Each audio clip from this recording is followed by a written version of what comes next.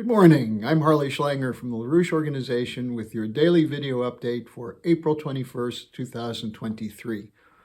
Let me begin by thanking all of you who sent questions in for today's Friday question section. I'll get to the questions in just a moment, but let me give you a couple of highlights first from a world of growing turmoil against the unipolar order. The U.S. media, the Biden administration, the Sunak regime, and others are trying to pretend that all is well, that there's solidarity in the West behind the NATO's war against Russia and Ukraine. The economy is in good shape besides the crashing banks. And this is being rejected by people all over the world. Let's take a quick review. Starting here in Germany, where strikes shut down airports yesterday in Hamburg, Dusseldorf, and Cologne. There's a national rail shutdown scheduled for today. And anti-war activists are planning for major demonstrations on May Day. And anger continues to grow over the energy shortages and the skyrocketing prices for keeping houses warm and for food. In France, street protests continue. Last week, demonstrators attacked the offices of BlackRock in Paris. And yesterday, in a foolish PR stunt where Macron ventured out to greet the crowds, he was booed and criticized very vocally by many in the crowd and had to be whisked away. In Canada, 1/3 of the public sector walked off the job in protest of wages that are failing to even begin to keep up with inflation. And in the United Kingdom, strike waves continue, hitting especially the National Health Service, which is in an accelerating rate of decline, with overcrowded emergency rooms and long waits, in some cases up to 10 hours, for emergency vehicles and ambulances to take people to care.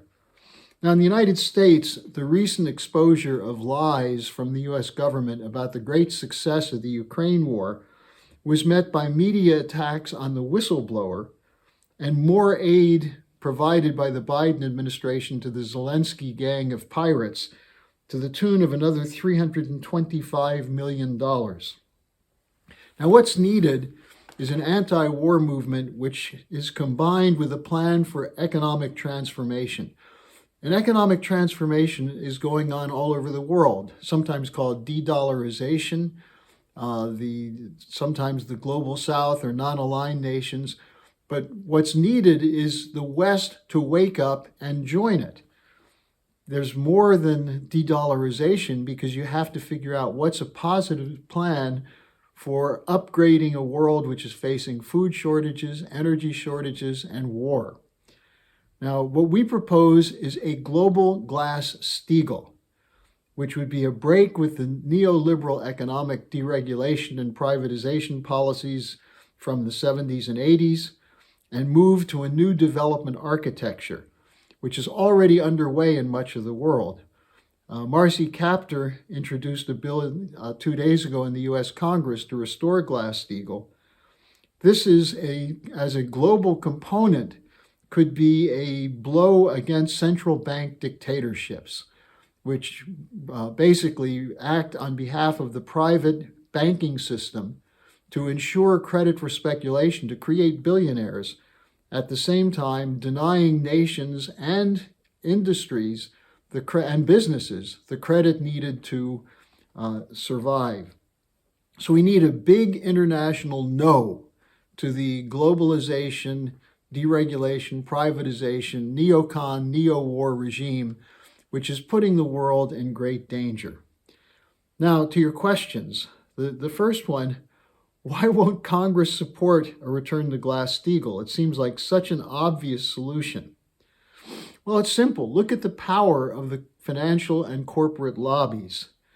Deregulation began in earnest in the late 1970s with something called the Trilateral Commission's Controlled Disintegration Program, which was under the direction of Paul Volcker, who then became Federal Reserve Chairman and started implementing it.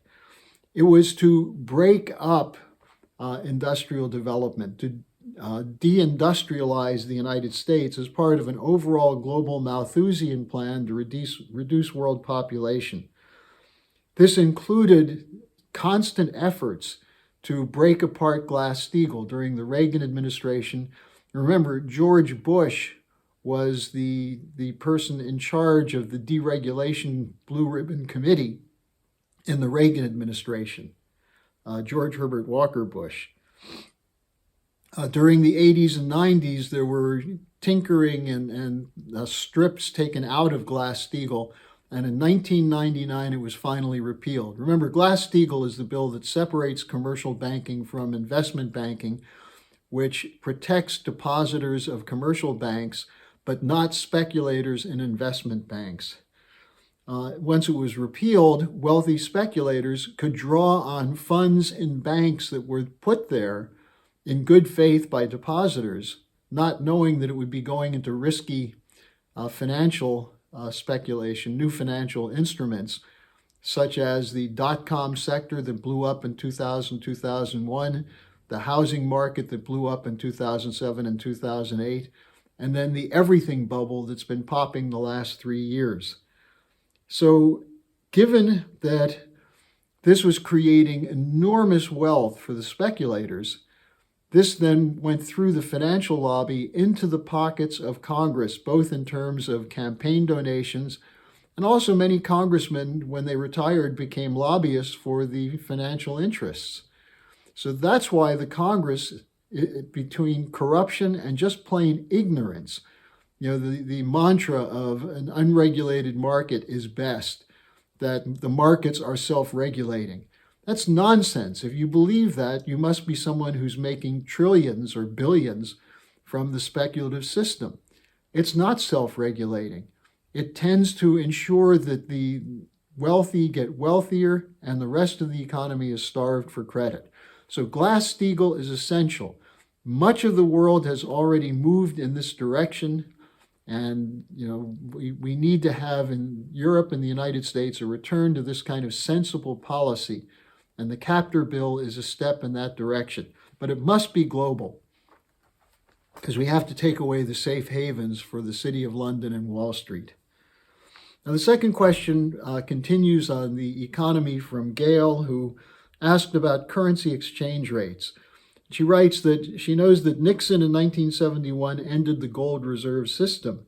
Did this change from the fixed exchange rate, which had existed since 1944, to the floating exchange?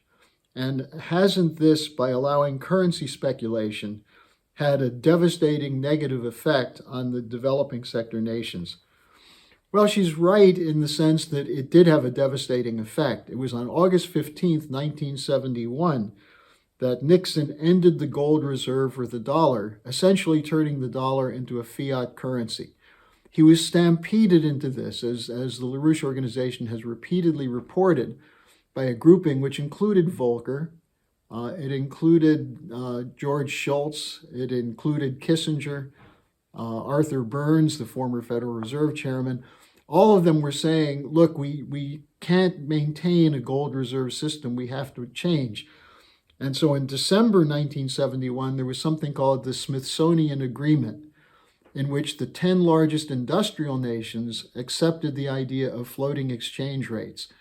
Now, what that meant is that it became increasingly difficult to borrow from the poorer countries, and the International Monetary Fund became increasingly a debt collection agency for these so-called industrialized nations. The Smithsonian Agreement, in a sense, broke down by the end of '73, and at that point, every nation was forced to accept that there's no alternative except to allow your exchanges, your currency rates, to be determined by financial speculators in the international markets.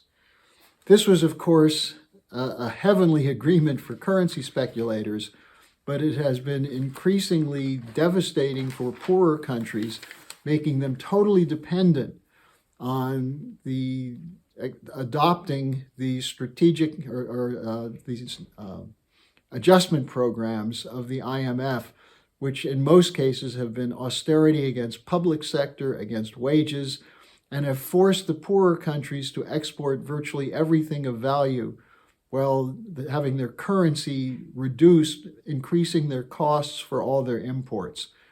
So yes, Gail, it has been a disaster and it has to be changed. And this is part of the reason that the Global South nations, the formerly non-aligned nations, are not supporting the United States and NATO against Russia and China. Because as someone said recently, while the United States goes in and blows up roads and dams and power plants, the Chinese are coming in and building them. And this is why much of the world is turning away from the dollar. This is the impetus for de-dollarization. And we need to move to a currency exchange system based on physical economic production. And that means a credit system internationally, which allows those scientists and entrepreneurs and investors to put funds into those areas of the economy with scientifically driven productivity gains, which produce real wealth, not speculative wealth from trading financial paper. Now, Walter asks a question based on something he saw in the Schiller Institute conference this last weekend. Must developing nations go through a pre- or proto-industrial stage before becoming fully industrialized, or can they leapfrog? Well, the example is the China model. For many years after the revolution in 1949, China remained a largely peasant economy with a huge population of poor and hungry people. But beginning in the late 70s under Deng Xiaoping and the reforms that have then continued, China jumped from a peasant economy with close to 1 billion people living under conditions of poverty to a modern industrial nation, which is either the first or the second largest economy in the world. How did they do it? They did it through regulated banking. They did it through investment in physical economy. Now, some of you will say, well, this was done by the World Economic Forum, the Western banks, and they built up the Chinese economy because they're planning to move to China. No, they're not planning on moving to China. They did it because they wanted cheap labor. This was the model of the West. The free trade system was to take advantage of cheap labor. And the Chinese cleverly took advantage of bringing in the Western corporations to provide jobs, to provide industrial development. But then they used the scientific development of their population, the technological literacy advances in their population, to become an industrial power where the Chinese each year now are filing many, many more patents for new innovative technologies than the rest of the world. And so China leapfrogged from the peasant economy to a modern economy. And that's what they're trying to do. That's what they're offering to other countries with the Belt and Road Initiative. You don't have to go through a process, a slow, agonizing process of long-term growth, which will never occur because of the control of credit, into working with the Belt and Road Initiative, where credit is made available to immediately uplift the economy. So that's what the Belt and Road Initiative represents as a transformation. And again, that's why nations in Africa and elsewhere are turning toward China. Finally, related to the China question is a question from RJ about the break that's accelerating between the US and China. He pointed to the Pelosi visit, McCarthy's meeting with Taiwan President Tsai, and he said, did this push China too far? If the US continues to refuse cooperation with China, does war between the US and China become inevitable? Well, don't forget the incredible overreaction to the balloon spy caper, in which Blinken canceled a meeting with the Chinese because he said we're so angry at Chinese spying on the United States, when these recent Pentagon papers showed that the United States is spying on everyone, not including not just so-called adversaries like China, but the friends of the United States. So once again, Blinken's hypocritical outrage is coming back to hit him in the face, but he won't know because he's a cold-blooded bureaucrat who's committed to the unipolar order, even at the extent of the danger of war. So the answer to the question is war is not inevitable, but many in the US and NATO are planning as though it is. There's talks of decoupling the economy from China, which would be devastating for the West. It would have an effect on China, but it would be devastating for Western economies that have been increasingly dependent on finished products from China. But they're also talking about building a global NATO, the Indo-Pacific region, advancing the weapons deployments, including the submarine nuclear subs to Australia, the AUKUS agreement, the Japan-Britain agreement for military cooperation, Japan becoming a military upgraded country, and so on. So the U.S. is talking about this. U.S. generals are talking about war with China beginning either in 2025 or at the latest 2027. Is it inevitable? Well, if these lunatics in control of the Congress and the intelligence community and the defense sector continue to maintain their power, well, war eventually will occur, and a war that would be devastating for the United States. And if the United States responded then by escalating to nuclear war, we would lose the whole of the human race. Instead, that's why it would make sense for the United States to cooperate with China on the Belt and Road Initiative. Is China threatening the United States, really? By having the Chinese economy grow, by having the Chinese middle class approaching 350 million people, why is that a threat to us? If we were producing, many of those consumers would want to buy U.S. goods. But if we continue to shut down our industry and become increasingly dependent on China, then they seem to be an opponent. The Chinese do not have military bases all over the world. The United States does. We have almost 1,000 military bases in foreign countries. So the idea of a war being inevitable is the wet dream of the RAND Corporation, Pentagon planners, and others who depend on military contracts for their fortunes. If instead we go with a global security and development program, which is what the Schiller Institute has promoted and what was the topic of discussion at last weekend's conference, which will be linked again below, that's the way we avoid war. By recognizing other nations have legitimate interests, and that those legitimate interests, if you talk with them, are not in confrontation with our interests. Does it harm Americans if the Chinese middle class develops a better standard of living? If there's a better healthcare system in every nation in the world? If Africans can have a space program and a high-speed train system? How about the United States? Where's our high-speed train system?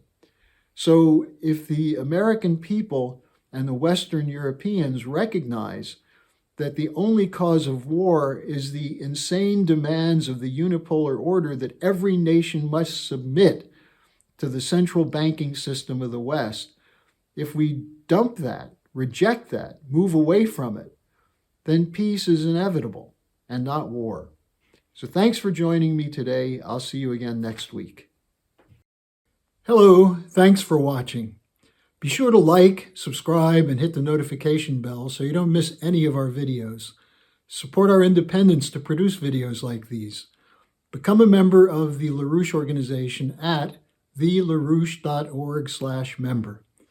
By becoming a member for $25 or more, you'll get special access to the EIR Alert Daily Briefing and Weekly Magazine, which is what I read to stay on top of things.